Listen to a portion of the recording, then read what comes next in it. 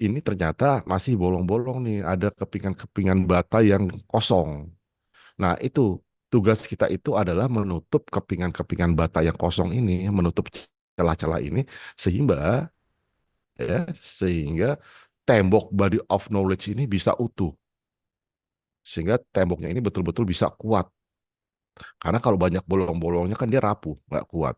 Kena angin sedikit mungkin akan tumbang.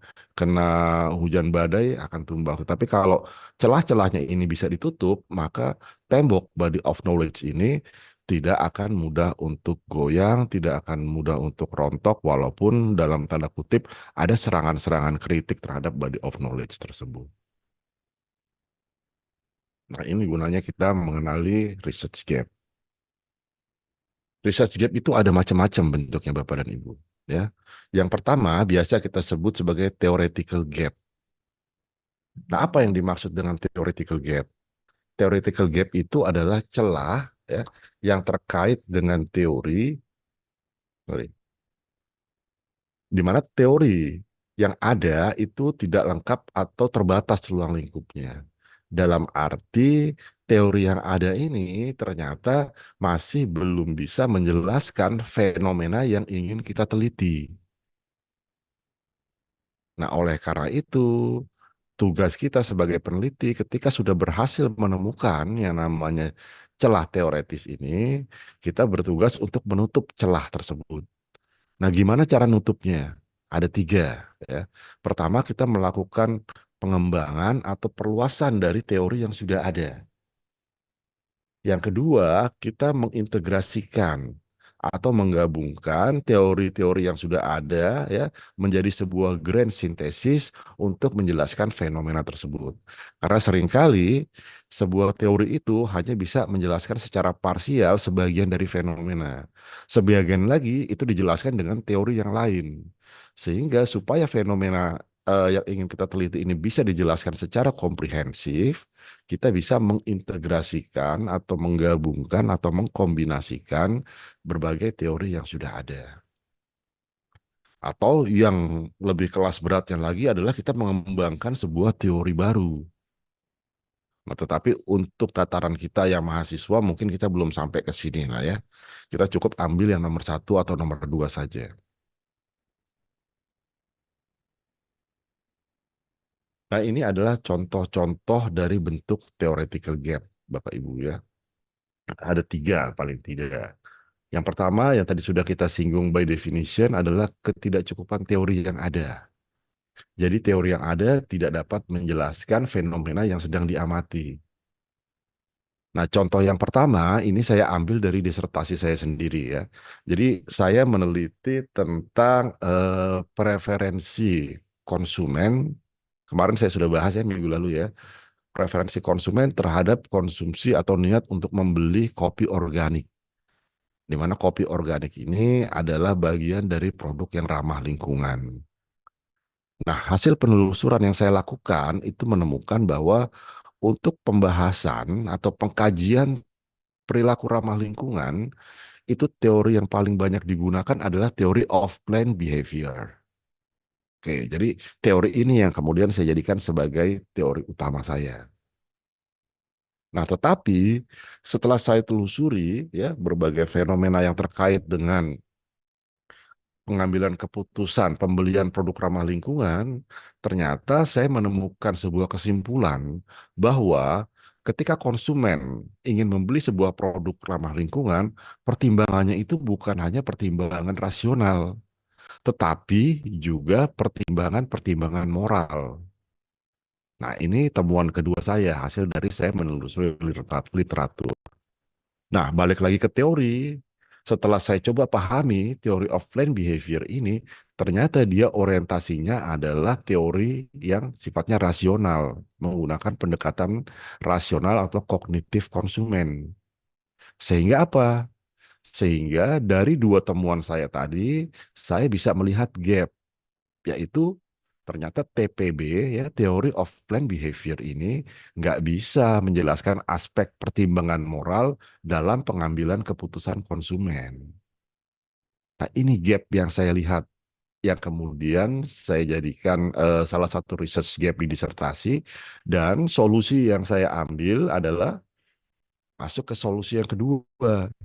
Saya mencoba mencari teori-teori lain ya yang terkait dengan aspek moral pengambilan keputusan konsumen, kemudian saya integrasikan dengan TPB.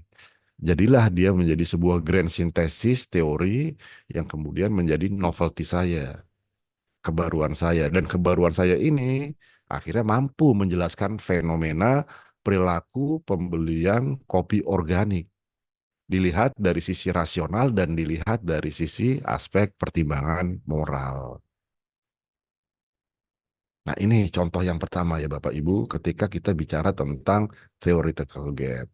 Contoh kedua, kita bicara tentang misalkan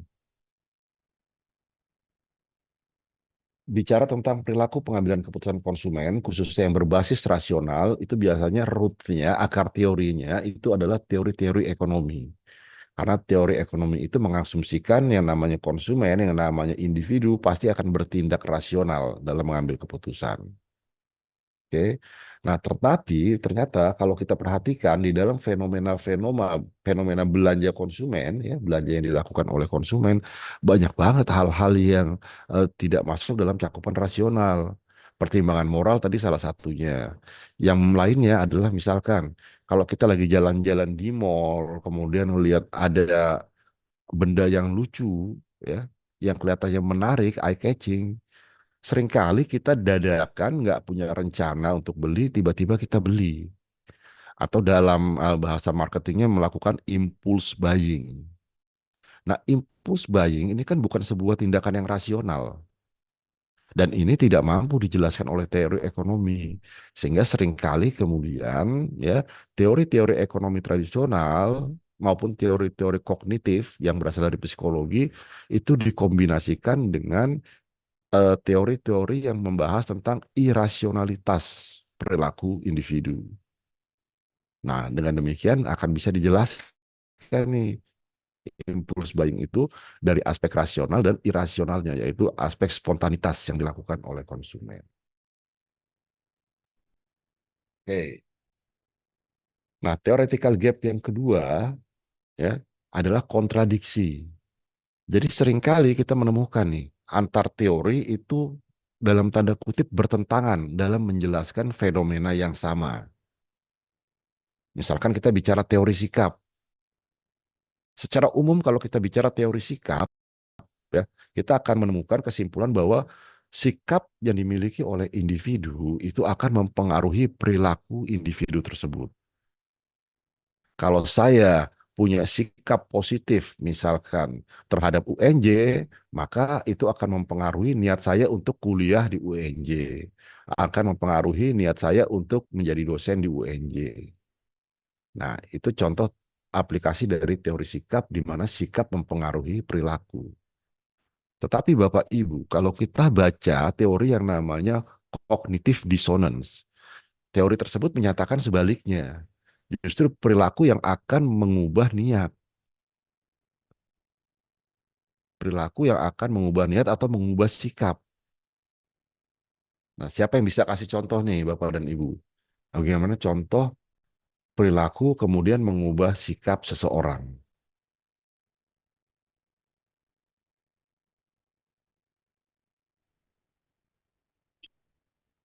Monggo.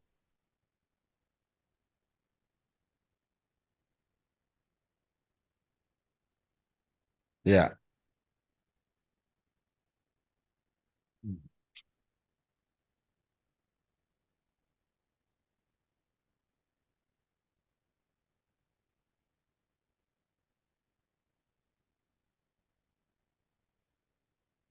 Hmm.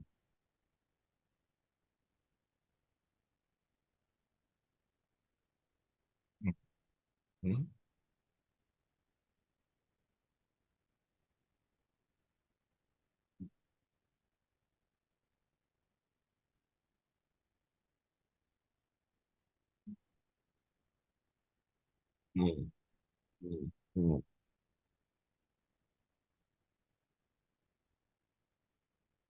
Oke, jadi karena adanya pembiasaan untuk berperilaku disiplin, kemudian muncul sikap disiplin gitu ya, Ibu.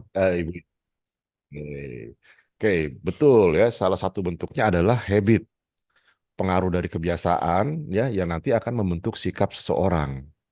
Atau misalkan kalau kita bicara dalam konteks pembelian ya, untuk teori cognitive dissonance ini, misalkan nih kita baru beli smartphone merek apalah ya dengan harga sekian yang cukup mahal.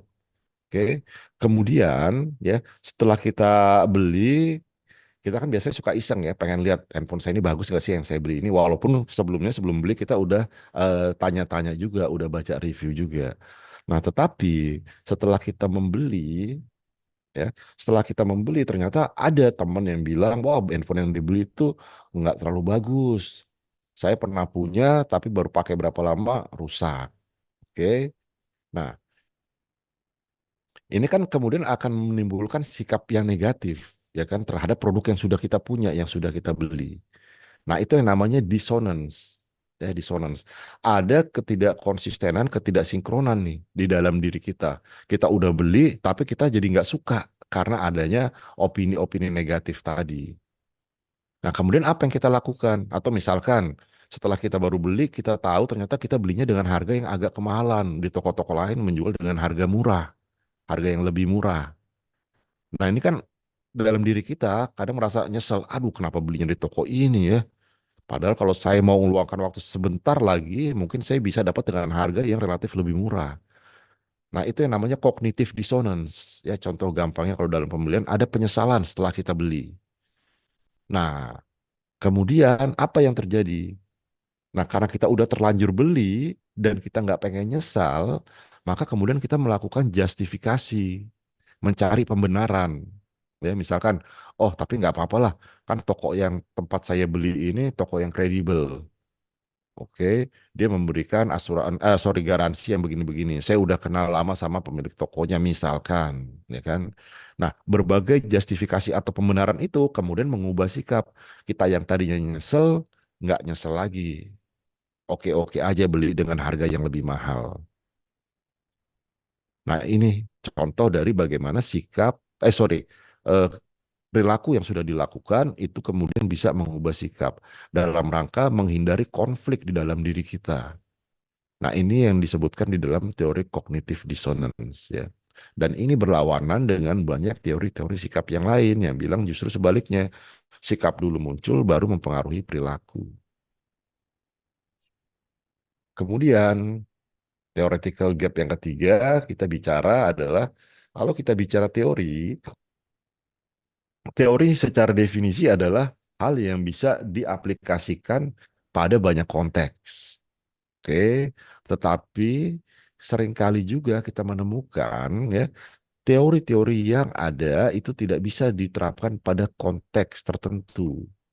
Misalkan kita bicara, karena sebagian besar teori manajemen itu dikembangkan di negara-negara barat, ya Eropa, Amerika, ada kemungkinan bisa jadi teori tersebut nggak efektif nih ketika mau dipakai di negara-negara yang berkembang atau negara-negara di Asia misalnya. Kenapa? Karena kan budaya kerja di Asia dengan Eropa beda, budaya kerja di Asia dengan di Amerika beda, yang akan menimbulkan kesenjangan dalam hal teori. Teori manajemen yang dikembangkan di Amerika kan dikembangkan berdasarkan budaya kerja di sana. Teori manajemen yang dikembangkan di Eropa kan dikembangkan berdasarkan budaya kerja di sana. Padahal budaya kerja Indonesia mungkin berbeda dengan budaya kerja di Amerika dan Eropa sehingga teori tersebut menjadi tidak efektif untuk diterapkan. Nah, ini contoh lain dari theoretical gap. Ya Bapak Ibu, solusinya apa? Balik lagi. Solusinya adalah ini. Perluasan atau pengembangan teori, integrasi teori atau pengembangan teori baru.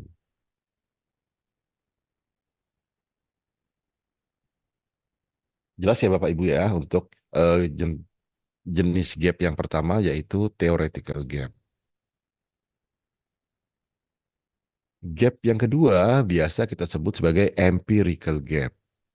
Nah, empirical gap ini terjadi ketika penelitian yang ada selama ini itu masih belum cukup untuk menjawab pertanyaan penelitian atau memberikan jawaban yang memadai. Nah, belum cukup ya, jadi garis bawahi kata belum cukupnya.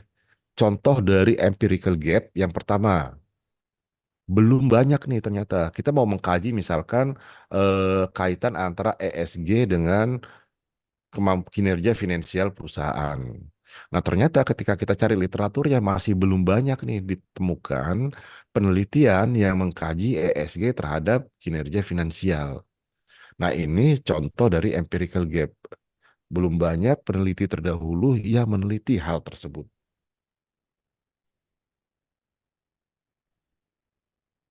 Nah, bentuk lain dari empirical gap adalah yang meneliti udah banyak, tapi kesimpulannya masih belum konsisten. Sebagian penelitian menyatakan ESG punya pengaruh positif terhadap kinerja finansial. Tapi penelitian lain menyimpulkan sebaliknya. Pengaruh ESG terhadap kinerja finansial itu adalah negatif. Nah, ini juga bentuk dari empirical gap, ya. Belum ada konsistensi yang bisa kita gunakan untuk menjawab pertanyaan penelitian. Nah, ini gap yang paling banyak digunakan oleh peneliti, ya, ketika ingin menyusun proposal penelitian. Jadi biasanya bahasa yang dimunculkan adalah belum banyak penelitian yang mengkaji pengaruh ini terhadap ini, atau berbagai penelitian yang mengkaji pengaruh ini terhadap ini belum menemukan hasil yang konsisten. Si A menemukan hasil positif, si B menemukan hasil negatif. Nah, itu contoh dari empirical gap. Ya. Solusinya apa? Solusinya kita menawarkan tambahan penelitian untuk lebih menemukan hasil yang konsisten. Kalau untuk kasus yang kedua, atau kita melakukan penelitian tambahan supaya penelitian-penelitian di bidang tersebut menjadi lebih banyak.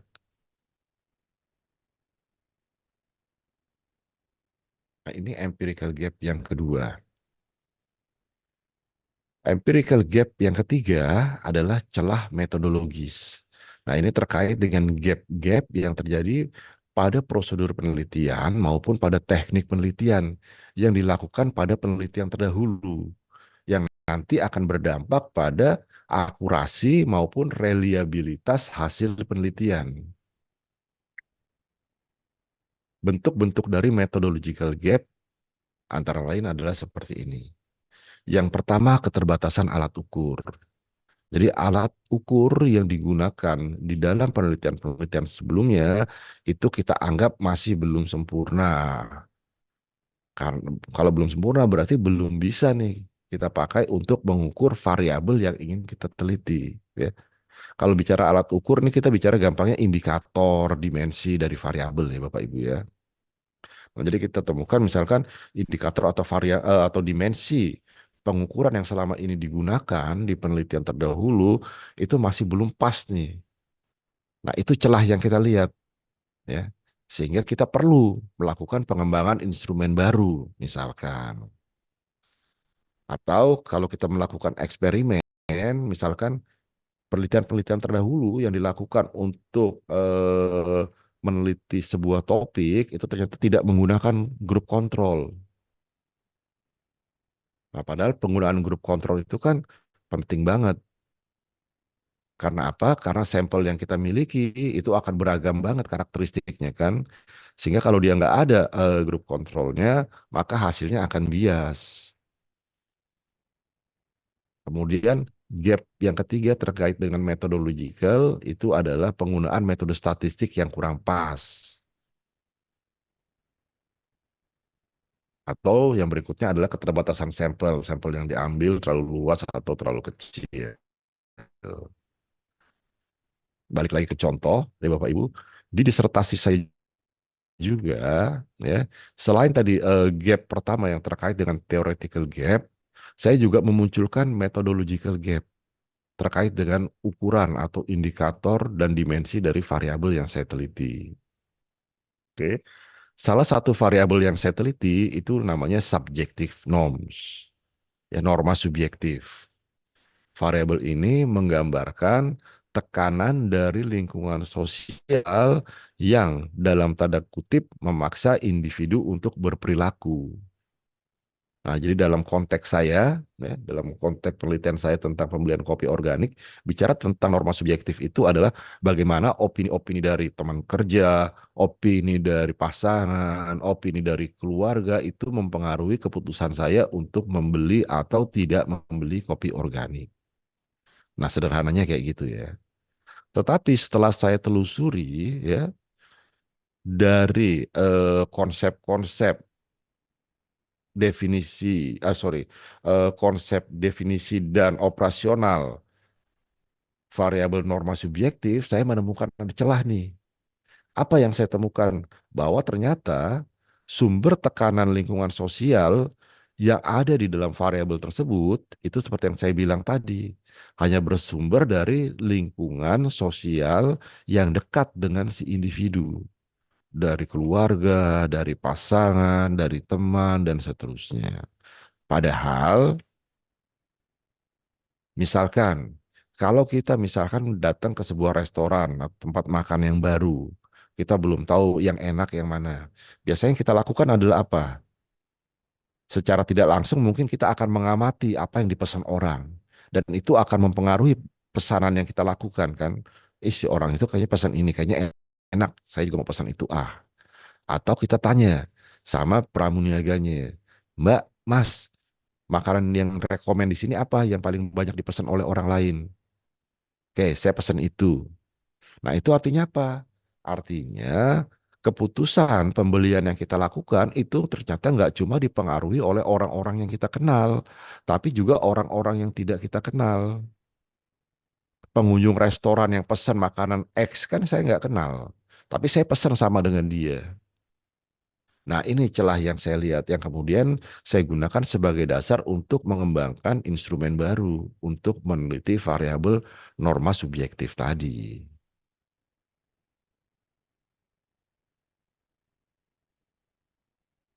Itu ya Bapak Ibu. Jadi solusinya adalah kita mengembangkan alat ukur baru atau instrumen baru untuk mengukur sebuah variabel yang kita teliti atau kita menggunakan teknik analisis maupun metode pengumpulan data yang berbeda dengan penelitian-penelitian terdahulu. Nah, di sini saya juga ingin mengingatkan begini, Bapak Ibu. Kayak karena Bapak Ibu sebagian besar dosen ya, jadi saya yakin sudah paham ketika kita mau bikin penelitian, mau cari data khususnya kalau data primer kan kita harus bikin instrumen, kita bikin kuesioner, cari indikator dan dimensinya. Dan biasanya itu merujuk pada penelitian terdahulu kan. Jadi indikator dan dimensi itu biasanya kita ngambil dari penelitian terdahulu. Nah, seringkali saya lihat di UNJ ini yang terjadi adalah misalkan ya, Bapak dan Ibu meneliti pembelian dalam konteks perilaku pembelian dalam konteks produk kopi organik. Oke. Nah, untuk mencari indikator niat belinya, Bapak Ibu cari nih artikel-artikel ketemu artikel si A, variabelnya sama niat beli. Tetapi dia niat belinya bukan produk kopi organik, misalkan produk AC ramah lingkungan atau produk motor listrik. Itu bisa digunakan nggak? Bisa, karena konteksnya masih sama-sama ramah lingkungan kan. Tetapi yang menjadi menurut saya pribadi ya, itu tidak tepat adalah ketika Bapak dan Ibu menjadikan ya penterjemahan dari yang tadinya aslinya dia pembelian AC ramah lingkungan, kemudian Bapak Ibu modifikasi sedikit menjadi pembelian kopi organik itu dianggap sebagai novelty. Bukan kalau menurut saya, ya. Itu hanya mengadaptasi seperti itu bukan novelty. Karena kita nggak nemu gapnya. Dan untuk proses pengembangan instrumen atau alat ukur ya tidak sesederhana itu.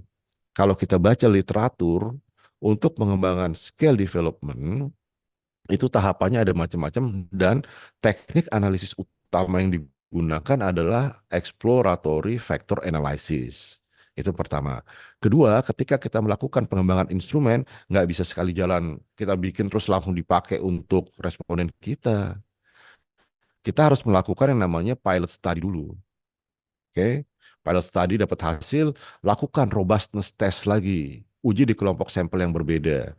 Bandingkan hasilnya, kalau memang udah final, baru itu kita pakai untuk penelitian kita. Jadi 3 kali nih kita melakukan penyebaran instrumen kalau kita melakukan scale development. Pengumpulan data yang pertama itu adalah untuk pilot study, pengumpulan data yang kedua itu untuk robustness test, yang ketiga baru untuk penelitian kitanya. Nah, jadi kalau Bapak dan Ibu cuma menerjemahkan dari artikel rujukan kemudian menjadi pertanyaan-pertanyaan di kuesioner Bapak dan Ibu sesederhana itu bukan bagian dari pengembangan alat ukur. Dan itu berarti tidak masuk dalam bagian novelty. Nah, tolong diingat ya Bapak dan Ibu ya. Karena mungkin aja nanti Bapak dan Ibu ketemu saya entah sebagai pembimbing, entah sebagai penguji. Dan biasanya ini salah satu hal yang saya soroti ketika bicara tentang novelty. Karena kan kalau nggak salah di UNJ itu meminta 3 ya minimal ya novelty ya. Sehingga mahasiswa kemudian mungkin agak kesulitan mencari-cari apalagi ya novelty saya ya, apalagi ya. Akhirnya yang seperti ini dianggap sebagai novelty. Padahal itu bukan novelty. Bisa dipahami ya Bapak Ibu ya.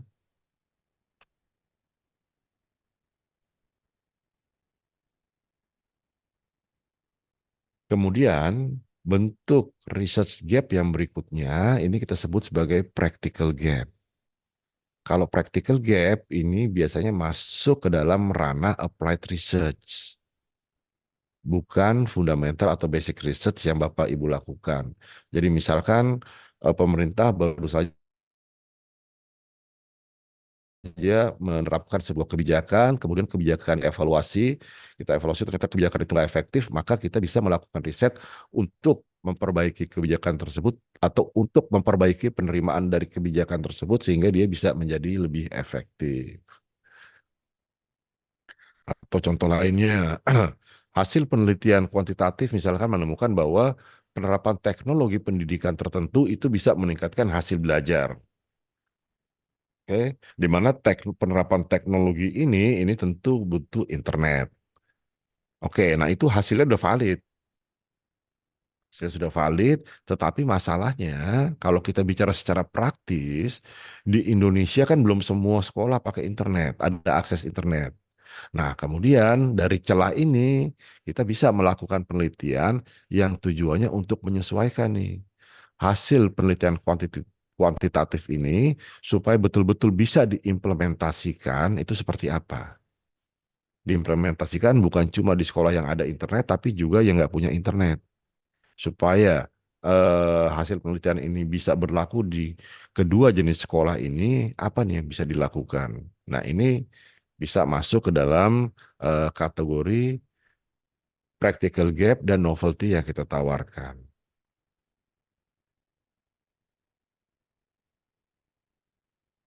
Nah, ini adalah contoh bentuk-bentuk dari practical gap ya, misalkan aplikasi teknologi terkait dengan penerimaan, terkait dengan ketersediaan sumber daya dan seterusnya.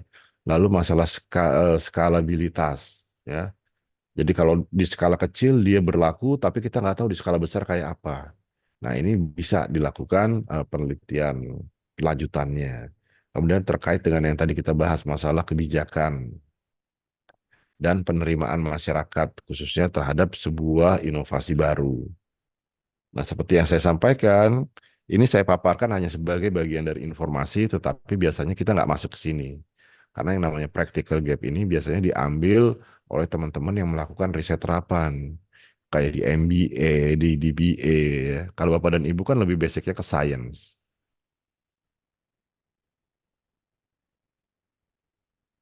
Nah, yang berikutnya adalah celah konseptual. Ya. Celah konseptual ini terjadi ketika konsep yang ada selama ini kita anggap belum terdefinisi dengan pas, dengan baik. Dan kadang tidak sesuai dengan konteks yang ada. Contoh, kalau kita baca literatur tentang kepuasan, ada banyak banget definisi tentang kepuasan pelanggan. Nah, tetapi definisi yang banyak itu ternyata perspektifnya masih macam-macam, melihatnya dari sudut yang lain-lain. Ada yang melihat dari sudut overall-nya, ada yang melihat dari sudut per elemennya, yang per elemennya pun ada macam-macam. tafsirannya sehingga kita bisa bilang definisi tentang kepuasan pelanggan ini ternyata masih belum jelas, masih belum konsisten. Oke. Nah, apa solusi yang bisa kita tawarkan, novelty yang bisa kita tawarkan, yaitu kita membuat rumusan baru yang kita anggap bisa nih meramu, mengcombine berbagai definisi-definisi tadi. Tapi sekali lagi, ini juga tidak boleh berhenti sampai di sini. Di bab 2 kan Bapak Ibu kan biasanya nulis kayak gini ya, misalnya punya variabel kepuasan. Menurut si A, kepuasan adalah ini. Menurut si B, kepuasan adalah ini. Menurut si C adalah ini. Kemudian, dari sekian banyak definisi tentang kepuasan, Bapak dan Ibu mencoba meramu, ya kan? Meramu menjadi definisi kepuasan pakai bahasa Bapak dan Ibu sendiri. Nah, kalau cuma berhenti di situ, itu belum bisa jadi novelty. Karena kan masih belum teruji definisi Bapak dan Ibu itu. Nah, kalau yang Bapak dan Ibu lakukan hanya sebatas itu baru mensintesis definisi-definisi yang ada. Itu memang dituntut di dalam disertasi. Itu bagian atau ya bagian wajib lah, bagian wajib yang harus dilakukan di disertasi khususnya di bagian bab 2 kajian pustaka. Tetapi itu belum menjadi novelty. Jadi jangan Bapak dan Ibu bilang salah satu novelty dari penelitian ini adalah mensintesiskan definisi kepuasan pelanggan. Belum, ya. Kalau ini mau dijadikan novelty, maka Bapak dan Ibu harus uji dalam banyak konteks. Diujikan di lapangan, ya. Kalau memang konsep atau definisi yang Bapak dan Ibu buat sendiri itu bisa diterapkan di banyak konteks, baru dia bisa menjadi sebuah novelty.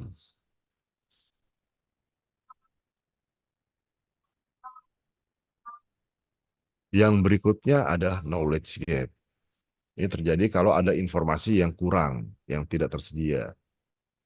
Jadi contohnya, kalau kita bicara di bidang kesehatan, efek samping dari suatu obat itu sudah diuji cobakan, ya. Tetapi pada kelompok populasi tertentu, misalkan pada kelompok usia sekian sampai sekian saja. Artinya masih terbatas nih uji cobanya, belum mencakup semua populasi. Nah, solusi yang bisa kita tawarkan, novelty yang bisa kita tawarkan adalah melakukan penelitian lanjutan pada kelompok populasi yang berbeda. Nah, ini menjadi penting, ya. Karena kan kita obat tersebut misalkan diperuntukkan bukan hanya kelompok usia tertentu, tapi kelompok usia yang sangat luas. Padahal uji cobanya baru di kelompok usia terbatas.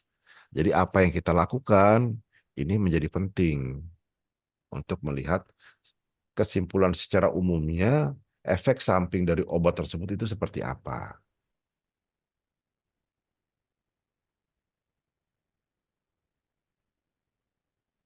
Nah, tetapi Bapak dan Ibu, ya, balik lagi kita bicara disertasi, Bapak dan Ibu juga jangan bikin misalkan pakai knowledge gap ini untuk disertasi Bapak dan Ibu tanpa didukung oleh basis urgensi yang kuat. Kalau contoh yang saya berikan ini urgensinya kan kuat banget ya. Obat ini diperuntukkan taruhlah untuk semua umur. Padahal baru diuji cobakan untuk kelompok dewasa. Untuk anak-anak belum. Nah, ini kan penting berarti kan buat kita untuk meneliti dampak obat ini terhadap anak-anak. Oke. Nah, tetapi kalau kita tarik dalam konteks yang lain, misalkan eh, penelitian tentang balik lagi contoh saya aja tadi, sikap terhadap niat membeli produk kopi organik. Oke, saya baca literatur, kemudian saya nemu sudah banyak ya, udah banyak penelitian yang mengkaji sikap konsumen terhadap niat beli produk kopi organik. Tetapi penelitian-penelitian tersebut dilakukannya ada yang di Amerika, ada yang di Belanda, ada yang di Prancis, ada yang di Jepang, dan seterusnya. Belum ada yang melakukannya di Indonesia. Maka saya munculkan novelty saya adalah research gapnya adalah belum banyak yang melakukan penelitian ini di Indonesia sehingga itu dijadikan sebagai novelty Bapak dan Ibu. Ini juga tidak bisa dijadikan sebagai novelty utama, ya, karena urgensinya nggak ada. Kalau kita bicara tentang preferensi konsumen terhadap kopi, kita ngelihat di Amerika, di Asia, di Jepang kan cara minum kopinya sama. alat pembuat kopinya juga sama, ya kan? Oleh karena itu nggak ada urgensinya kita menjadikan ini sebagai novelty. Karena bentuk kopinya sama, cara minumnya sama, preferensinya juga mungkin sama, ya kan? Jenis kopinya juga sama, ada Arabica, kemudian ada Robusta dan yang lain-lain. Terus urgensinya apa menjadikan ini sebagai novelty? Kan nggak ada. Beda dengan contoh yang tadi. Ketika obat ini baru diuji cobakan ke orang dewasa dan bukan ke anak-anak, urgent kan melakukan penelitian dampaknya buat anak-anak karena kalau nggak dilakukan penelitian bisa jadi nanti dikasih ke anak-anak menimbulkan efek yang berbahaya. Nah, itu yang namanya urgensi. Nah, itu Bapak Ibu ya, beberapa bentuk dari apa yang tadi saya bilang research gap. Nah, dari tadi saya bilang banyak yang jangan-jangan-jangannya dari saya. Bu Mining, sebentar ya, saya teruskan dulu sebentar ya. Saya kan tadi bilang banyak jangan-jangan, jangan begini, jangan begini, jangan begini. Nah, sekarang pertanyaannya, jadi harus yang gimana dong Pak kalau saya mau cari research gap? Oke, ya. Bapak Ibu, ya, disertasi yang Bapak dan Ibu susun itu kan adalah sebuah karya ilmiah. Karya ilmiah yang di bidang sains. Di bidang sains dan jenjangnya, kalau di KKNI itu ada di level berapa tuh S3? 9. 9, Prof. Nah, 9 kan berarti meng-create sesuatu ya. Maka idealnya sebagus-bagusnya research gap yang harus dicari itu adalah yang terkait dengan theoretical gap. Karena ini kontribusi yang paling besar di bidang body of knowledge, yaitu kita bisa mencari kesenjangan teori, kemudian kita tutup. Bapak Ibu sebentar ya, ada yang ambil rumah sebentar.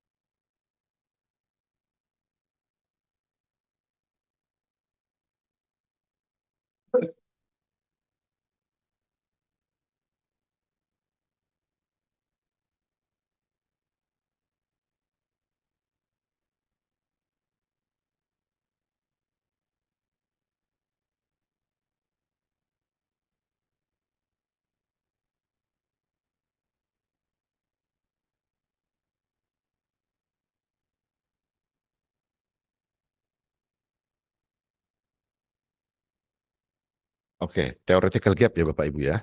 Ini adalah bentuk gap utama yang harus muncul di dalam disertasi Bapak dan Ibu. Kalau cuma diminta satu gap, ini yang harus ada. Kalau diminta dua atau tiga gap, selain yang ini boleh munculkan yang lain. Boleh munculkan yang methodological gap, boleh munculkan yang eh, factual gap dan yang lain-lain. Tetapi yang theoretical gap ini harus ada. Begitu ya Bapak Ibu. Oke, nah sekarang kita tanya jawab dulu deh. Silakan sampai di sini Bapak dan Ibu kalau ada yang ingin ditanyakan. Tadi Bu Nining sama siapa nih? Izin, Prof. Oke, monggo. Siapa duluan nih? Saya Yang Heri, Prof. Oh, Pak Heri dulu boleh. Monggo. Prof, kalau celah tempat bisa nggak, Prof? Hah? Misalnya penelitian celah tempat, Ah, ah. misalnya penelitian sebelumnya baru ada di Provinsi Gorontalo.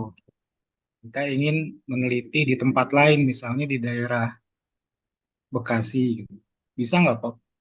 Nah, itu yang tadi saya sampaikan kan, penelitian tentang pengaruh sikap terhadap pembelian kopi organik. Penelitian yang saya baca udah dilakukan di Amerika, di Eropa, di Thailand, di Jepang, tapi belum ada yang di Indonesia. Balik lagi ke urgensinya. Kalau yang tadi kita bicara, ya, melakukan penelitian tentang dampak sebuah obat terhadap anak-anak itu belum dilakukan.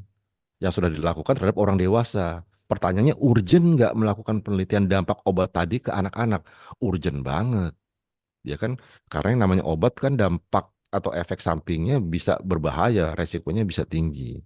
Tetapi kalau kita balik ke konteks pertanyaan Pak Heri, ini sudah dilakukan di Gorontalo, tapi belum dilakukan di Bekasi. Urgensinya apa? Apakah memang betul ada perbedaan yang signifikan banget dari perilaku masyarakat Bekasi dengan Gorontalo, misalkan terkait dengan konteks penelitian Bapak, dan dampaknya nanti seurgent apa? Nah, oleh karena itu, ya, sekali lagi balik, kalau dia dijadikan sebagai novelty yang kesekian, bolehlah dimasukkan, ya. Tetapi kalau sebagai novelty utama nggak bisa di dalam disertasi. Begitu ya Pak Heri ya. Eh, Prof, Baik, terima kasih, bisa Prof. izin Prof Oke, nyisip sedikit Prof terkait dengan Pak Heri. oke, monggo Eh, Pak Abi. mengenai urgen, mohon maaf kawan-kawannya nih karena eh, terkait dengan urgensi itu, apakah dasarnya harus dari literatur juga atau misalnya dari berita-berita yang muncul dan lain sebagainya, seperti itu Prof. Oke, bisa dari literatur, bisa dari rasional kita. Awalnya dari rasional kita. Baru nanti kita cari dukungan literaturnya. Misalkan kayak tadi, kalau bicara di Gorontalo sudah, di Bekasi belum, secara logiknya kita mikir, memang sesignifikan apa perbedaan perilaku orang Bekasi dengan orang Gorontalo. Oke, kalau sudah itu baru bicara, kalau memang dia berbeda, perbedaan itu nanti dampaknya akan seperti apa terhadap perilaku keputusan pembelian. Nah, lihat dulu logiknya, baru kita dukung dengan literatur. Kayak gitu ya Pak Abe. Baik, baik Pak. Terima kasih Oke, Prof. monggo Pak Abi. Pak Ferry izin. Silakan. Siapa? Tadi saya lihat Ini tadi ada Bu Nining dulu ya. Bu Nining tadi sempat resen ya. Nyelak nih, nyelak. Oh, kasihan nih ibu-ibunya udah duluan resen tadi. Monggo Mbak Ning. Oke, Prof, izin bertanya. Kalau Ya. misalkan gap research itu kita mengambilnya dari fenomena empirik hasil inkonsistensi dari penelitian sebelumnya. Misalnya analogi Mm, sederhananya adalah penelitian A dengan variabel yang sama ya, mm, mengatakan bahwa hasilnya itu signifikan. Lalu mm. yang peneliti si B mengatakan bahwa hasilnya itu tidak signifikan. Apakah itu bisa menjadi gap research utama atau tidak, Prof? Ini sini berarti ya, yang empirical research, empirical gap ya. Ya, Ini kan ada contohnya nih. ya, Oke, ya. balik lagi. Untuk jenjang S1, S2 masih boleh ini utama. Ya. Hmm, Anak-anak S1 biasanya yang saya bimbing research gapnya arahnya ke sini. Tapi untuk jenjang S3 jangan. oh, Karena kalau ini dijadikan gap utama, kontribusinya nggak terlalu kelihatan. hmm, Creation yang kita bikinnya nggak kelihatan. Kalau kita ngambil ini kan berarti nanti hasil penelitian kita cuma menambah doang apa yang sudah ada ya kan. hmm, Kontribusinya terhadap body of knowledge itu nggak kelihatan. Beda kalau kita mengembangkan teori, memperluas teori, akan kelihatan kontribusinya. hmm, Ditambahkan variabel atau diintegrasikan dengan teori lain itu akan jauh lebih kelihatan. Jadi proses creationnya itu yang coba kita lihat. Karena balik lagi, disertasi adalah jenjang doktor. Doktor KKNI-nya level 9. Level 9 yang diminta adalah creation. Ke situ, Bu Nining. Sehingga ini boleh dijadikan kalau untuk disertasi, jadikan sebagai gap, tapi jangan gap utama. Dia bisa jadi gap utama kalau untuk skripsi. Tesis pun saya selalu mintanya lebih dari ini. Begitu hmm. ya. Oh, berarti Terus tadi, kalau buat tambahan boleh berarti buat ya? tambahan boleh. Boleh buat tambahan boleh. Oke, terima kasih. Oke. Tadi Bu Fisma juga sempat angkat tangan ya. Iya, Prof, izin bertanya. Monggo. Ini saya mau sedikit bertanya dan menceritakan sedikit pengalaman Oke. nyata ya, pengalaman nyata untuk customer di toko saya, Prof, Mm-mm. di toko saya di Gerai LM. Nah, mereka itu mengatakan bahwa dengan teori eh, kalau misalkan untuk beli emas itu beli, simpan dan lupakan, itu termasuk teorinya, teori Mm-mm. ala-ala gitu, teori pasar Ya, maksudnya, Prof. oke. Kemudian mereka, saya sangat tertarik dengan yang tadi diinformasikan cognitive dissonance ya, Prof ya, Iya.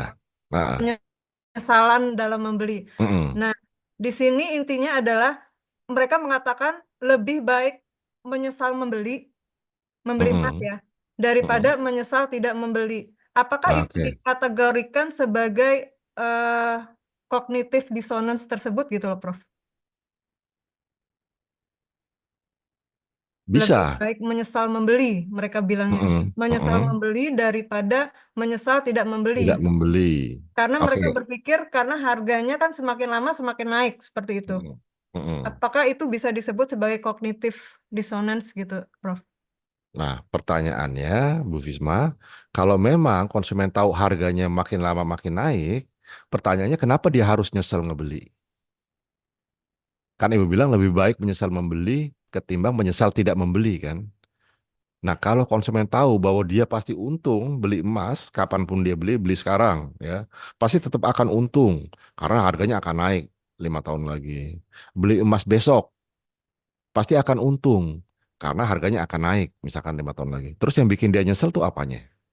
Menyesal karena mungkin mereka pikir saya mengeluarkan uang banyak banget gitu kan, misalkan mereka beli 50 gram sekarang aja harganya udah 70 juta seperti itu loh, Prof, Hmm, maksudnya mungkin. Oke. Dan uangnya bisa dialokasikan sebetulnya untuk kebutuhan lain yang lebih prioritas ya, bukan untuk investasi. Oke, kalau konteksnya kayak gitu, ya kita bicara alokasi sumber daya mungkin bisa ya masuk ke dalam kategori kognitif dissonance itu.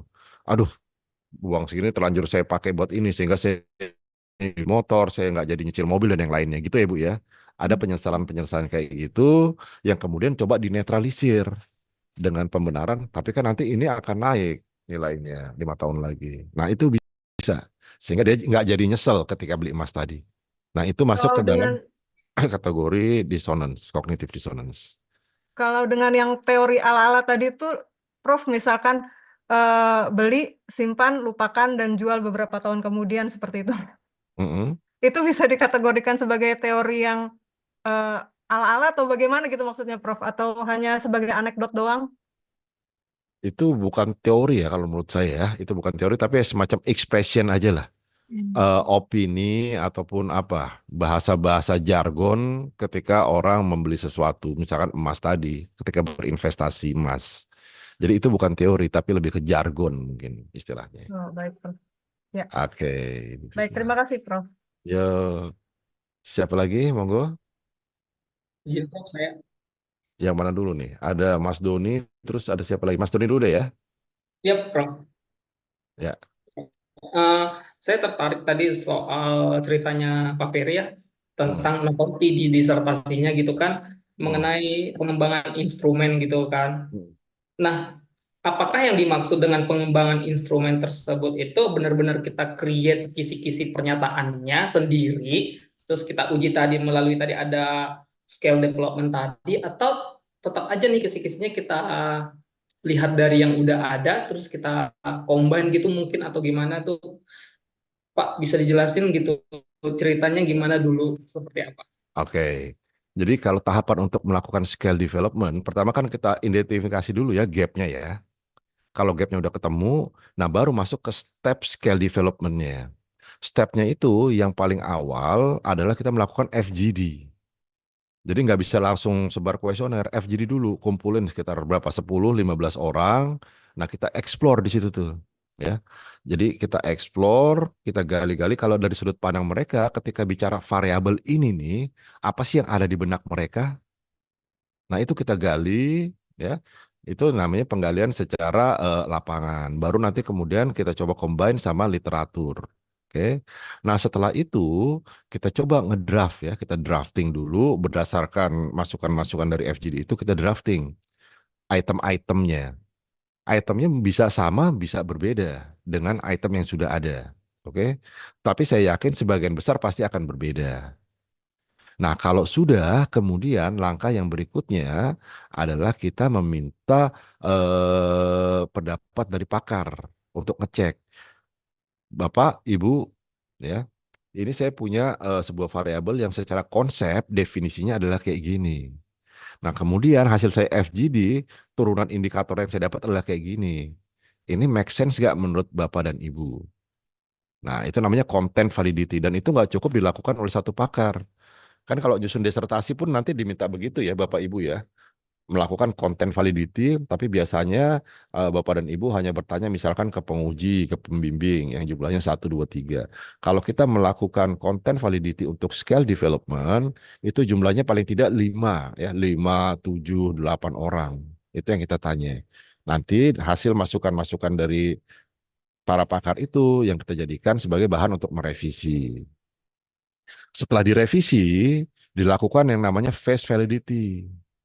Instrumen ini kita sebar ke misalkan 100 orang, tujuannya cuma untuk melihat bahasa-bahasa yang kita buat ini bisa dimengerti nggak, bisa dipahami nggak sama responden.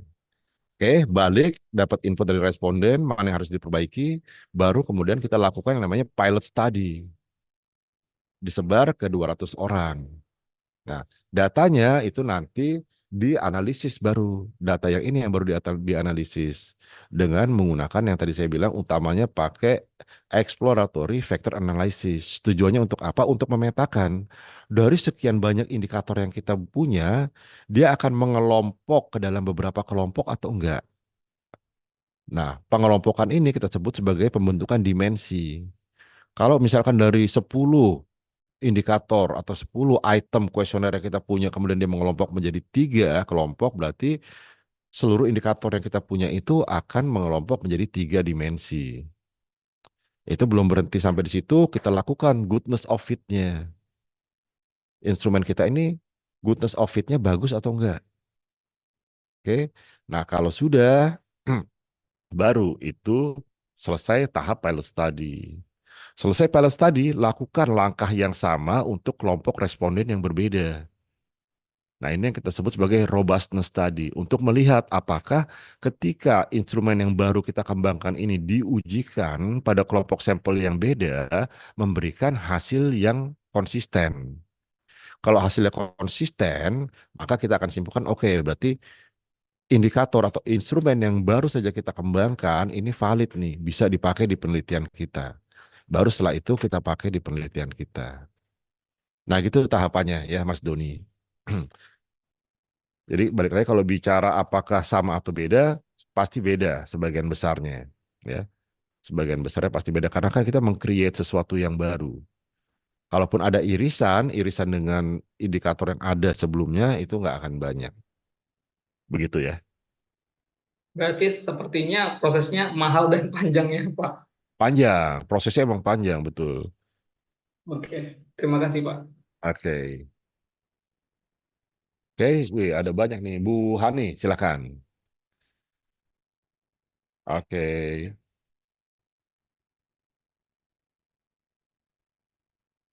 Oh,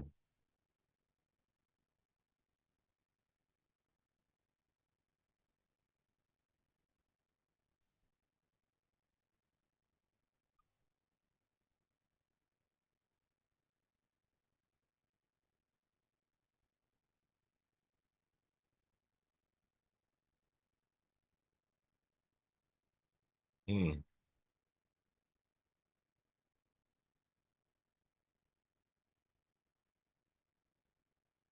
hmm,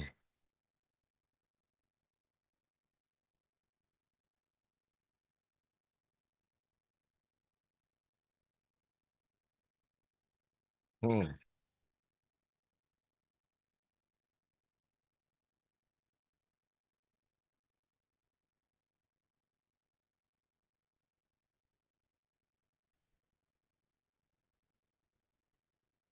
hmm, hmm,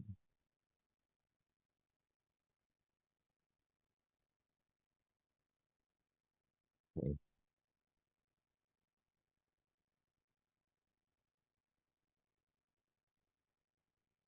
hmm.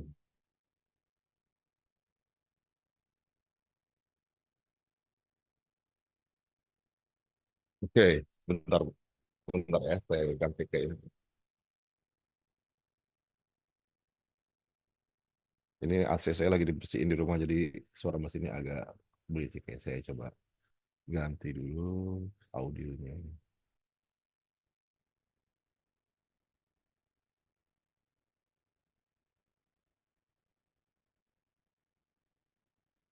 Cek, cek. Halo? Wah, belum kedengeran nih suara bukan. Sebentar. Udah kedengaran, Bro. Aman, Kedengeran, aman udah, kok. udah. Ya. Saya ganti ke earphone sekarang. Oke, sekarang yang Ibu mau teliti apa?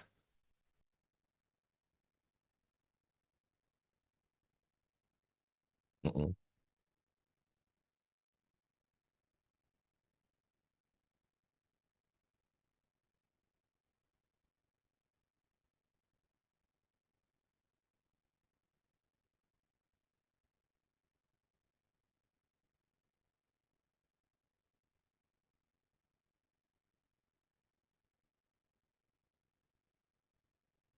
mm-mm.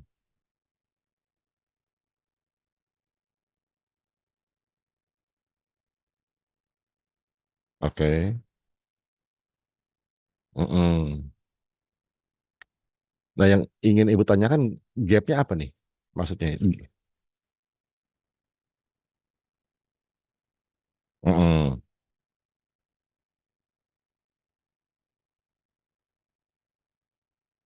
Oh, meneliti tentang kepercayaan konsumen terhadap jenis investasi apalah tadi yang ada di e-commerce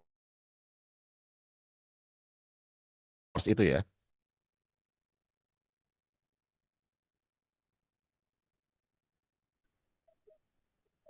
Iya, kepercayaan konsumen terhadap jenis investasi tertentu ya, khususnya di e-commerce gitu kan ya, Bu ya? Oke. Nah, oke. Pertanyaan saya sekarang ya, walaupun dia ada di e-commerce yang bentuknya Ibu bilang macam-macam itu, apa yang paling membedakan dia dengan bentuk investasi lainnya?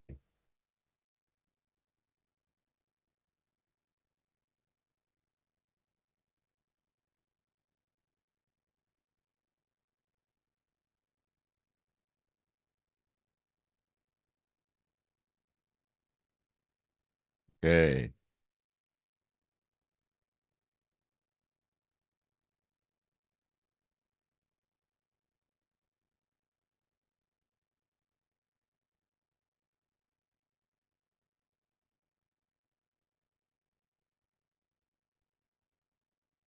Mm,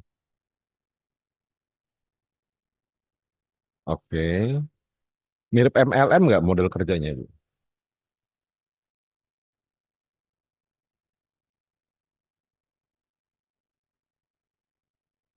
Hmm.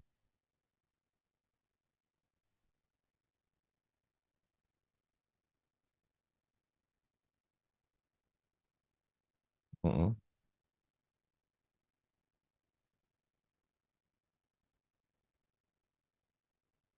mm,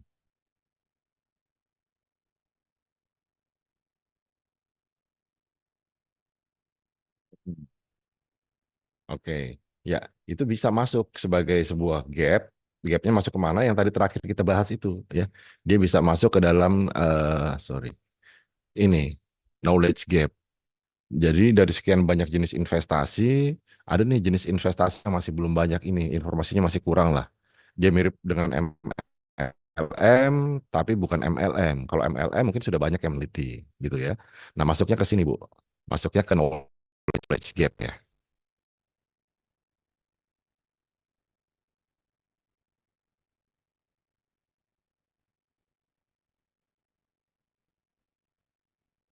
Iya, betul. Betul. Oke. Ya, sama-sama Ibu. Lanjut tadi, Pak siapa dulu nih? Ada Pak AB, Pak Lubis, atau Pak Yusuf? Monggo, mau siapa duluan? Saya boleh, Prof. Oke, Pak Faif ya. Ya, Silakan. terima kasih, Prof. Ketika kita sedang literatur review ya di perpus gitu, kita baca banyak jurnal gitu ya. Ah, Itu kan di jurnal-jurnal itu kan seringkali tidak secara eksplisit kita temukan gap-nya apa yang dijual atau yang kemudian diisi oleh paper-paper yang kita pelajari itu. Nah, kira-kira ada semacam clue atau mungkin kata-kata gitu ya. atau apa yang kalau kita lihat, ini ternyata gapnya ini, ternyata ini gapnya ini, supaya juga kita melakukan scanning paper-paper yang Bagus. dipublish. Pertanyaan yang bagus nih Pak. Pertanyaan yang praktis dan bagus ya. Betul. Kita seringkali kan membaca artikel 15 halaman gitu, nyari gapnya di mana, suka sering kali bingung ya. Clue pertama, gap itu biasanya munculnya di bagian introduction kalau di artikel. Ya, di artikel jurnal dia adanya di bagian depan di introduction. Itu yang pertama. Yang kedua tipsnya ya. Ini kalau artikel berbahasa Inggris ya. Ini juga saya dapat dari guru saya yang sekarang udah meninggal ya, Kang Eri Febrian. Al-Fatihah buat beliau. Kuncinya adalah kalau di artikel bahasa Inggris cari yang ada kata however. Jadi biasanya gap itu ciri-cirinya ada kata however-nya. Jadi dia pertama menjelaskan bahwa saat ini sudah banyak penelitian yang melakukan begini-begini, ya kan? There are abundant studies that explore or that investigate apa bla bla bla bla. However, tetapi, nah belum banyak yang melakukan ini. Jadi kata kuncinya cari kata however, kemudian kata lack of biasanya untuk menunjukkan gap itu. Tapi utamanya however. Pokoknya kalau ada kata however baca deh. Nah biasanya dia dari sekian banyak kata however yang muncul, salah satunya pasti terkait dengan gap yang ada di dalam studi tersebut. Itu ya Pak Faiz ya. Ya Prof, makasih Prof. Oke, baik. Lanjut, monggo. Ya Pak Lubis. Assalamualaikum warahmatullahi wabarakatuh. Waalaikumsalam. Izin Prof mau bertanya. Kemarin kita kan sudah coba buat cari topik dan subtopik. Kemudian hari ini kita cari gap research. Berarti kalau kita bicara masalah gap research yang tadi disebutkan juga sama Prof, itu kan masuk ke bab 1 introduction ya? Iya betul. Artinya kita harus dapat gapnya dulu baru kita tulis bab 1. Otomatis kan begitu. Ya. Jadi kita masih research, cari contoh, cari 60 dulu kalau gitu ya, Prof, 60 literasi, lalu kita lihat targetnya, baru kita bisa tulis bab 1. Kira-kira begitu pertanyaan saya. Terima kasih. Assalamualaikum. Gimana Pak Lubis, maaf? Ya jadi maksud saya artinya yang kita bicarakan hari ini kan salah satu penopang bab 1 introduction yang kita mau buat proposal. Iya. Ya. Contoh nanti kalau saya lihat dari skema S3 UNJ disertasi untuk waktu-waktunya, semester 2 kita harus kasih topik. Kemudian semester 3 kita kolokium. Kemudian semester 4 kita sempro. Iya. Artinya research gap itu akan dipertanyakan di semester 4 ya, pada saat sempro. Di kolokium pun akan ditanya ya. Kolokium kan bab 1, di kolokium juga akan ditanya. Makanya dari sekarang kita latih. Ya. Gitu, kalau Pak. untuk topik tidak ditanyakan ya di semester 2. Soalnya di kolokium semuanya ditanya, yang terkait dengan topik, ya urgensinya, yang terkait dengan research gap, novelty, itu di awal udah pasti ditanya, Pak. Nanti kan habis itu dipoles sampai di proposal. Di proposal kita anggap mudah-mudahan udah 90% matang gitu loh. Jadi untuk contoh tadi harus buat pilot, lalu buat segmentasi beberapa yang mau ngembangin indikator itu dibuatnya setelah selesai sempro atau sebelum sempro kita harus siapin rencana itu. Untuk operasionalisasi variabel, pembentukan indikator dan yang lain-lain. Kan salah satu research-nya kan tadi metodologi. Kemudian kita mau mengembangkan satu instrumen. Itu kan kalau ketika saya memahami diskusi sebelumnya juga, itu kan tadi juga dibicarakan kita mesti dimulai dengan nalar, dengan logika. Nah, gitu. Nah, tapi kan berarti instrumen itu yang dikembangkan itu sudah ada saat sempro atau nanti aja setelah sempro? Kalau kita bicara sebagai novelty, ya dia harus ada di kolokium, harus kita kasih lihat. Tetapi ketika bicara operasionalisasi variabel secara keseluruhan, secara overall untuk semua variabel penelitian yang kita teliti itu di bab 3 pada saat sempro di bab 3 ya. Jadi kan kalau bicara operasionalisasi kan itu berlaku untuk semua variabel penelitian kita. Nah, dari semua variabel mungkin yang akan kita develop scale-nya kan cuma satu variabel. Nah, yang mau kita develop itu yang harus muncul sebagai novelty yang didasarkan pada research gap. Itu harus muncul di awal. Di kolokium pun udah harus muncul. Tetapi untuk operasionalisasi variabel secara keseluruhan, dia di bab 3 nanti munculnya. Artinya pada saat proposal baru kelihatan. Dan ya, proposal dan kolokium. Gitu, Pak. Baik, makasih Prof. Oke. Lanjut ya, Pak Vivian Karim. Monggo. Baik, Prof, Ya, makasih waktunya. siap. Eh, saya sekarang baru memikirkan gitu, Prof, judul yang kira-kira bisa dibuat untuk nanti disertasi ya. Jadi rencana itu maunya sih ngambil yang kemarin S2 juga terkait dengan manajemen risiko gitu. Oke. Nah, hanya yang sekarang itu terkait dengan manajemen risiko yang ada hubungannya dengan logistik distribusi. Yang saya lihat ini terkait dengan badan amal dan badan zakat gitu ya. Bagaimana mereka melakukan distribusi barang ke tempat-tempat yang terjadi bencana itu harapannya bisa lebih efektif, efisien gitu. Jadi intinya clarity distribution lah, atau humanitarian logistik. Nah, Oke. harapannya menyentuh ke pola-pola distribusi dan bagaimana kolaborasi antar lembaga untuk bisa memaksimalkan itu. Nah, kira-kira sarannya gitu, Prof. Gimana ini untuk bisa tadi?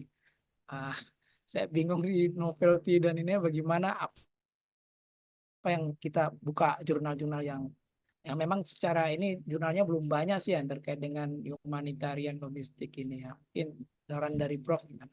Terima kasih. Oke, untuk mencari gap-nya ya. Iya, betul. Oke, bagus. Tapi istilah tadi humanitarian apa? Logistik.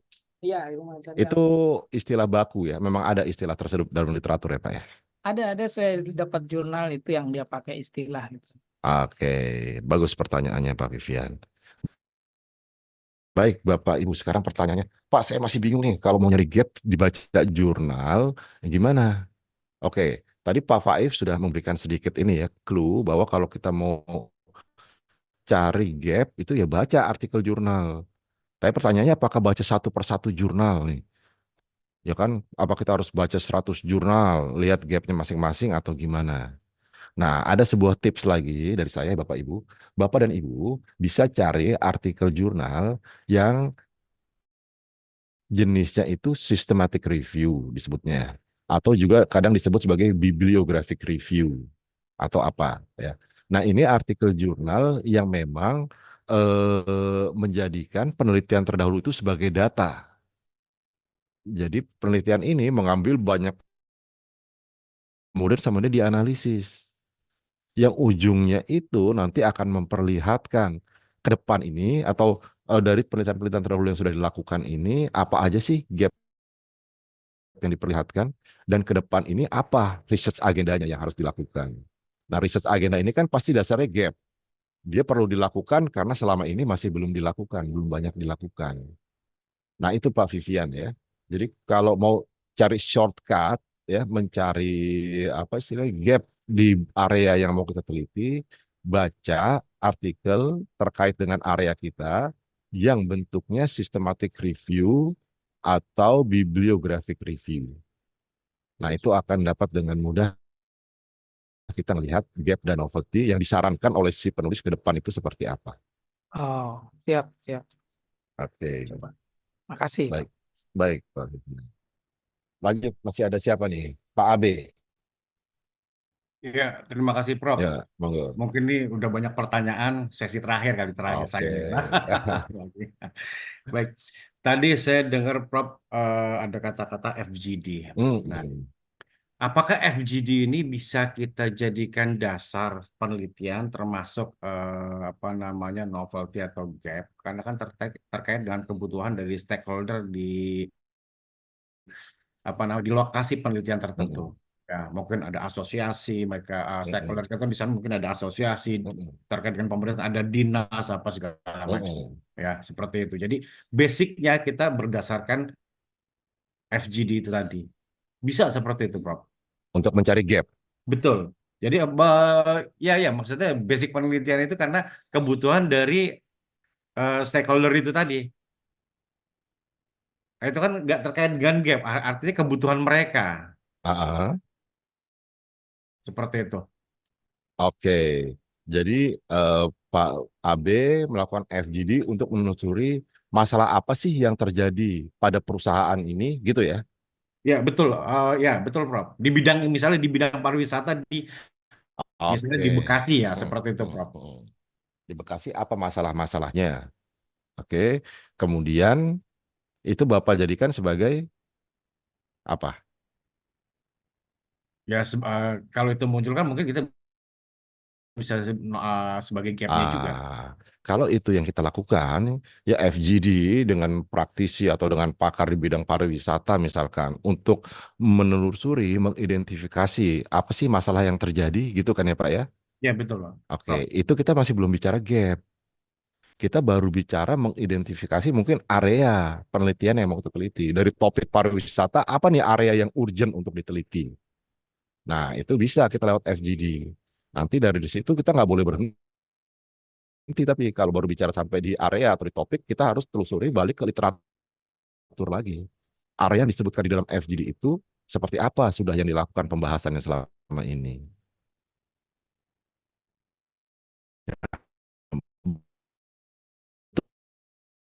Wah, jadi kalau basis kita mencari area atau subtopik itu bukan semata-mata literatur, tapi juga dari fakta lapangan.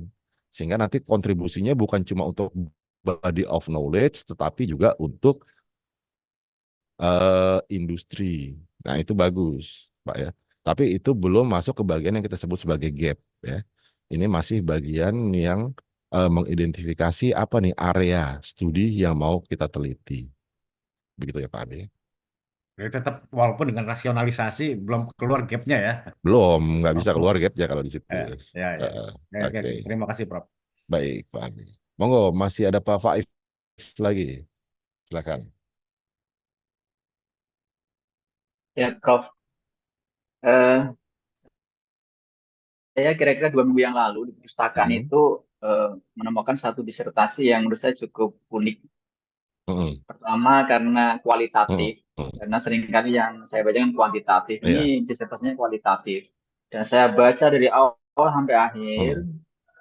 itu ternyata novelty-nya itu adalah ini riset di Universitas Mm. Islam As-Syafi'iyah di Jatiwaringin, Bekasi itu.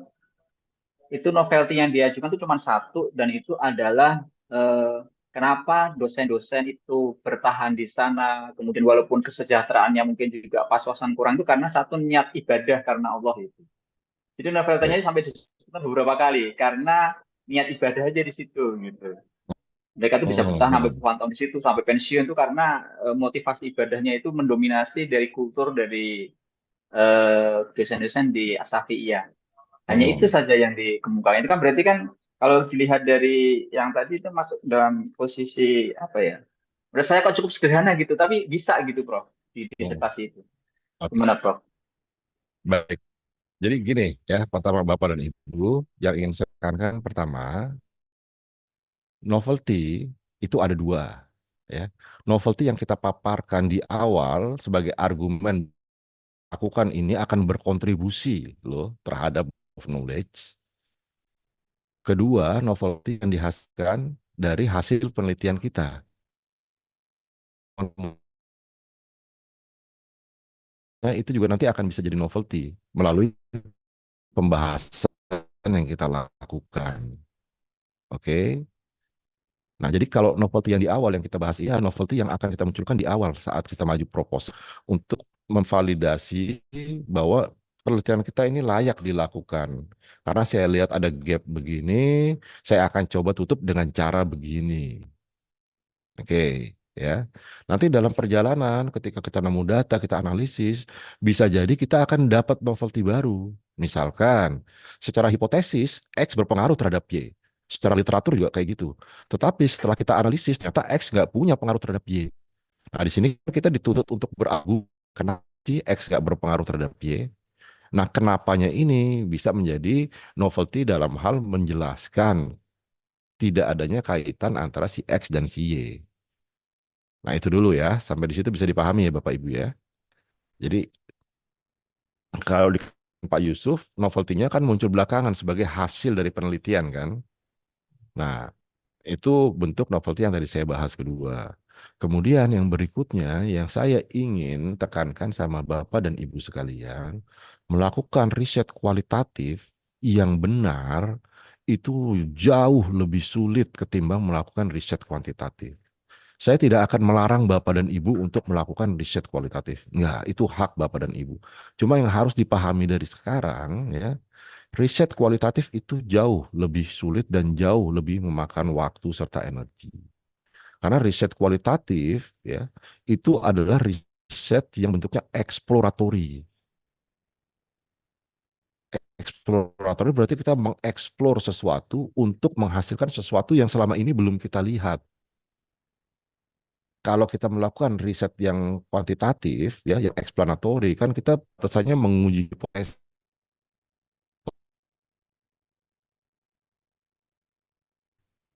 Nah, tetapi, Terputus, Prof. halo, halo, Oke, Prof. Udah jelas, Prof. jelas ya, Aman, itu aman, Prof. aman ya. Itu maksud saya. Nah, yang Ya. sering saya lihat adalah ketika Bapak dan Ibu misalkan menyatakan ini adalah riset kualitatif yang Bapak dan Ibu buat. Padahal kalau kita telusuri isinya, dia hanya sebatas mendeskripsikan, deskriptif. Nah, deskriptif itu cakupannya belum masuk ke kualitatif sebetul-betulnya, ya. Jadi kalau kita mau bicara riset kualitatif yang benar itu, yang ideal itu, ujungnya adalah menghasilkan misalkan hipotesis. Selama ini belum pernah ada yang menyatakan bahwa X berpengaruh terhadap Y. Belum ada satu penelitian pun. Ibu, Bapak melakukan riset kualitatif berdasarkan temuan di lapangan, memunculkan sebuah hipotesis baru untuk diuji. Nah, ini salah satu ujung dari riset kualitatif. Atau menemukan konsep baru yang tadi selama ini belum ada nih yang mendefinisikan tentang terminologi yang tadi misalkan Bu siapa sebutkan apa black commerce atau apalah. Orang-orang cuma nyebut investasi bodong atau apa tapi belum ada definisinya. Nah, Bapak dan Ibu mencoba mengeksplorasi untuk sampai nanti ketemu oh yang dimaksud dengan investasi bodong ini secara konsep adalah begini. Nah, itu kualitatif. Tapi kalau cuma misalkan hasilnya adalah ternyata yang mendengar adalah ibadah.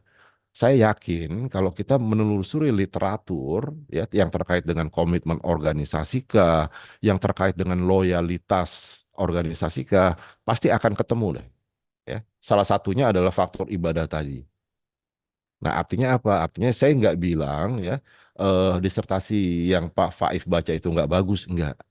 Tapi kalau kita lihat dari pendekatan yang ideal, itu masih belum bisa kita bilang ideal karena hasilnya masih sebatas deskriptif kalau menurut saya. Belum menemukan hal yang betul-betul baru. Karena di literatur saya yakin kalau kita cari pasti akan ketemu salah satu faktor yang bikin orang komit sama organisasi adalah karena faktor ibadah. Begitu ya Pak Faif ya. Ya, Prof. Sip, Oke, Prof. baik. Ada Pak Rido. Monggo Pak Rido. Baik, terima kasih Prof. Ya. Saya mau bertanya terkait theoretical gap tadi. Mm-mm. Seandainya kita meneliti itu bukan hanya variabel dependent, tapi ada intervening, apakah theoretical gap-nya itu harus ada di dua-duanya? Atau boleh di satu aja? Karena kan kalau ada variabel intervening, terkadang kita bingung mau fokusnya di mana. Karena harus dituntut dua-duanya, Prof. Itu aja, Oke, Prof. baik. Gini, bicara variable intervening atau mediator ya, Pak Rido ya. Iya, Prof. Oke, ini Bapak Ibu salah satu nih tips dari saya lagi, cara yang paling gampang untuk merumuskan novelty. Jadi misalkan kita lihat secara teori ya, Misalkan teori offline behavior bilang apa? Bilang bahwa sikap itu akan berpengaruh terhadap niat dan perilaku konsumen. Berpengaruh terhadap niat dan perilaku individu. Oke, tetapi kita lihat dulu secara logik. Bisa nggak sih sikap langsung berpengaruh terhadap perilaku? Kayaknya enggak deh. Pasti dia harus lewat jalur lain dulu. Dari sikap membentuk apa, baru kemudian jadi apa. Nah, ini sebetulnya cara yang paling gampang untuk memunculkan novelty, ya saya bilang shortcutnya adalah cari variabel mediasi yang belum banyak diteliti. Itu bisa jadi novelty. Gapnya apa? Gapnya adalah bahwa si teori ini bilang sikap berpengaruh langsung. Aksi itu pengaruh langsung, tapi dia melalui mediasi. Dia bisa menjadi gap. Sorry,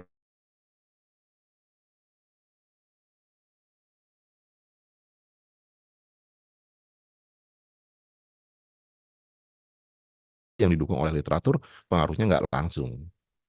Jadi variabel mediasi ini bisa dijadikan sebagai novelty. Begitu ya Pak Rido ya? Baik, terima kasih Prof. Satu lagi aja Prof.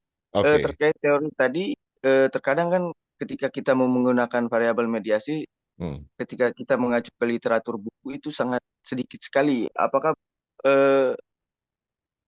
seperti yang Prof bilang tadi, biasanya di buku dia berpengaruh secara langsung. Itu nggak apa-apa Prof, nggak ada teorinya. Teori mediasi. Ya, teori bahwa mengatakan variabel si ini bisa memediasi ini terhadap ini gitu. Kalau itu dijadikan sebagai novelty nggak apa-apa. Oh, Tapi baik harus Prof. ada, misalkan nama variabel mediasinya Z ya, X ke Z, Z ke Ya, Y gitu ya. Yang harus ada, ya, X ke Z-nya harus ada, Z ke Y-nya harus ada. baik Prof. Begitu. Baik Prof. Tapi argumen Terima kasih. teoretisnya harus kuat kalau Bapak menjadikan ini sebagai novelty ya. Baik, baik. Terima Oke. kasih Prof. Baik, Pak Ridho. Ayo terakhir ya Pak Bisri ya. Monggo. Baik, terima kasih Prof. Ya. Ini Prof, ini kaitannya dengan istilahnya pertanyaannya nanti mungkin istilahnya sejauh mana gitu kan kalau tadi kan istilahnya kita diskusi tentang minimal gap atau novelty-nya seperti ini gitu yang bisa diterima. Nah kalau kita bicara kan kalau sejauh mana kan ini kaitannya nanti dengan waktu ya. Misalkan contoh saya untuk kira-kira kan tertarik nih dengan digital maturity model gitu. Kan belum Oke. banyak di Indonesia ini gitu. Ah, Nah, ini kan suatu model dan ternyata beberapa literatur sampai seingat saya sampai tahun 2022 itu malah istilahnya bilang bahwa digital maturity model ini istilahnya masih inilah belum dianggap model yang layak lah gitu secara empiris. Nah, terus ternyata baru 2023 ada model yang melengkapi itu secara empiris gitu. Nah, kemudian ini kan baru assessment secara digital maturity modelnya. Nah, kalau saya kan pengen meneliti misalnya ini pengaruh digitalisasi terhadap kinerja terhadap variabel yang lain lah seperti itu. Nah, selama ini kan digitalisasi ini diwakili variabelnya cuman uh, alokasi dana, alokasi apa gitu, penggunaan perangkat, penggunaan apa. Nah, saya tertarik wah kenapa nggak pakai digital maturity model gitu untuk mewakili variabel digitalisasi ini gitu. Jadi misalnya sejauh mana. Ini kan ada dua hal gitu. Jadi misalnya di satu sisi saya baru nemu itu yang digital maturity model ini yang secara empirisnya itu cuma satu gitu. Nah ini apakah pertanyaannya apakah ini bisa dijadikan pijakan teori gitu istilahnya untuk saya menggunakan model tersebut di Indonesia satu itu. Nah yang kedua ketika ini saya masukkan sebagai variabel begitu untuk apa namanya mengakses variabel dependen lainnya itu kan artinya di sini belum ada gitu atau penelitiannya belum ada. Nah ini apakah itu cukup bisa dikatakan gap dan apakah nanti gap itu nantinya akan terlalu jauh gitu atau terlalu luas sehingga nanti akan memakan waktu. Jadi baiknya seperti apa? Ya, terima kasih Prof. Mungkin itu. Oke Pak Bisri. Boleh diulang dan diringkas ya Pak Bisri. Saya agak kesulitan nangkep poinnya nih. Oh Yang ya, pertama apa tadi terkait sama digital maturity, kenapa? Apakah yang boleh disebut sebagai teori gitu ya? Iya, apakah ini digital maturity model ini bisa dianggap sebagai suatu model yang valid, sedangkan penelitian sebelumnya itu banyak yang masih istilahnya meragukan lah gitu, karena secara empiris belum ada, dan itu saya baru nemu waktu dekat ini baru satu sih yang melakukan empiris. Itu apakah sudah bisa dikatakan sebagai model yang valid gitu, Prof? Satu itu. Nah, yang kedua, ketika saya memasukkan itu sebagai variabel, sebagai variabel begitu untuk mengakses variabel dependen lainnya, misalnya pengaruh terhadap variabel dependen lainnya, apakah itu nanti akan istilahnya menyusahkan nggak kalau saya angkat itu gitu, karena mungkin nanti harus banyak yang dieksplor, harus banyak yang dijadikan pijakan teori lagi atau seperti apa. Jadi dan akhirnya misalnya sejauh mana kira-kira istilahnya pesan dari Prof gitu supaya jangan terlalu jauh sampai sana, nanti kamu akan susah terlalu lama gitu, Prof. Oh, oke. Baik. Jadi yang pertama, apakah digital maturity ini boleh saya jadikan sebagai landasan model untuk saya teliti begitu ya? Iya, Prof. Dan ada nggak gap yang muncul di situ? Oke, itu bagus ya. Itu bagus terkait dengan empirical gap ini adalah sebuah model yang belum banyak diteliti. Oke, itu bisa sebagai gap. Nah, kemudian pertanyaan kedua adalah kenapa atau sarannya gimana? Akan menyulitkan atau tidak ya? Iya. Nah, sekarang saya masih belum terlalu paham ya tentang digital maturity ini, modelnya seperti apa, variabel-variabelnya seperti apa. Cuma tips praktis dari saya, ketika kita menyusun disertasi, kan kita butuh kajian pustaka.